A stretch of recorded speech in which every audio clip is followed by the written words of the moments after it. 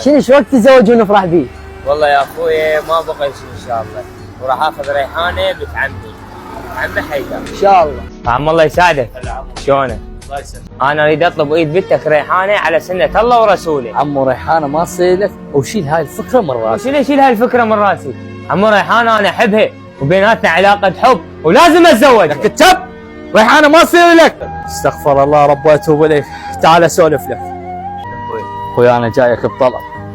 انا رحم الله والديك، انا تدري بيها ما عندي خلفه، وريحانه ربيتها على ايدي وتعلقت بيها وريتها من عندك وان شاء الله ما ترجع. غالي والطلب رخيص، حزام ظهر انت ولدي كلهم قدامك. تعال ابويا ريحانه، تعال روح ويا عمك.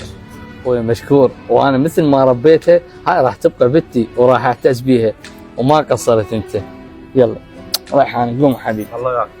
يعني ريحانه طلعت اختي؟